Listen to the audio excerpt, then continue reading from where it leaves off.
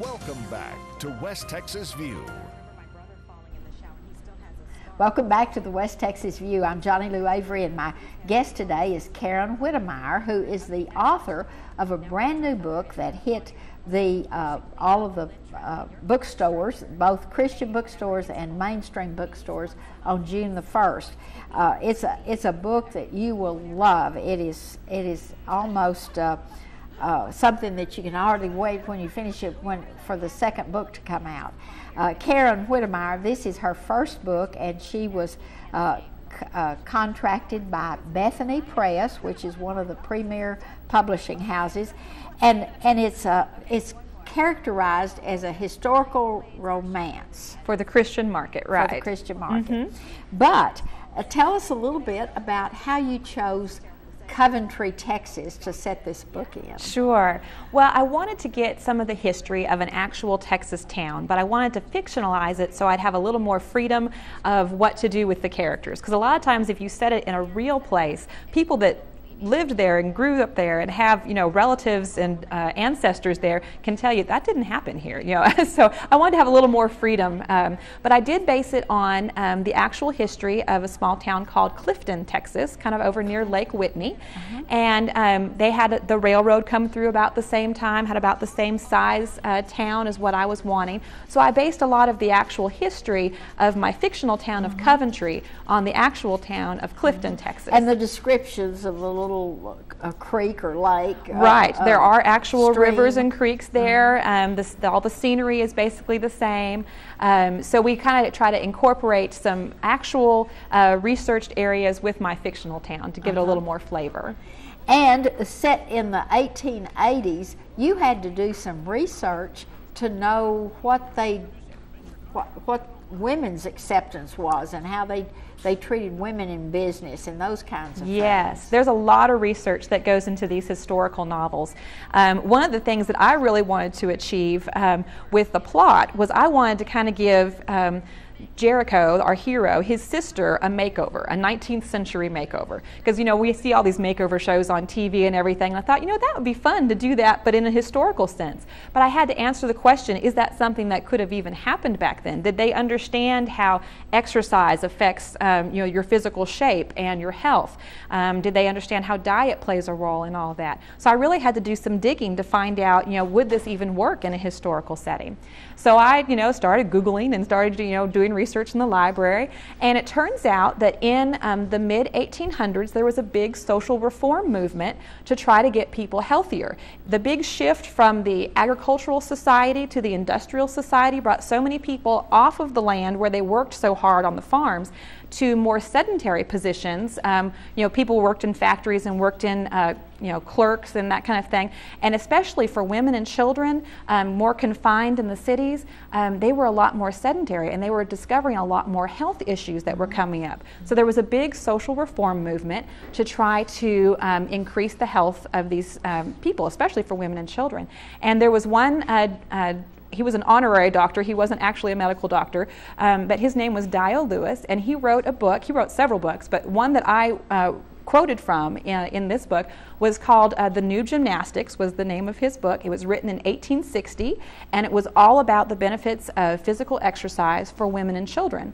He even started a school to train women, especially women, to be physical education instructors in the schools. So he's kind of like the father of PE class. He's a forerunner.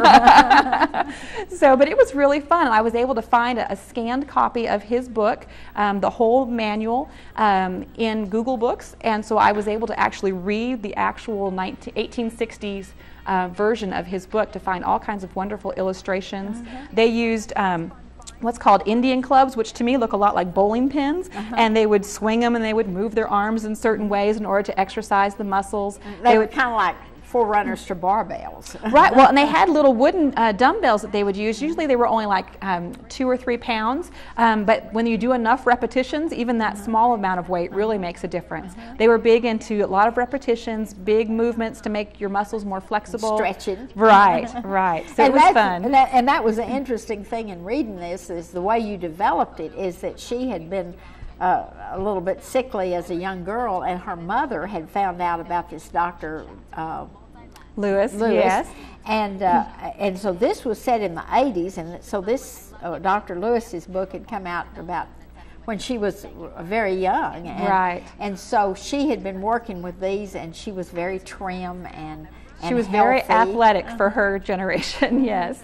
And so then the makeover worked. It did. Without telling all the story, the makeover worked, but it just made the main character, JT, or Jericho, matter because his little sister was coming out of her shell and he was kind of losing control. Right. Well, and he's one of those guys that's very crusty on the outside, but on the inside he has a very tender heart.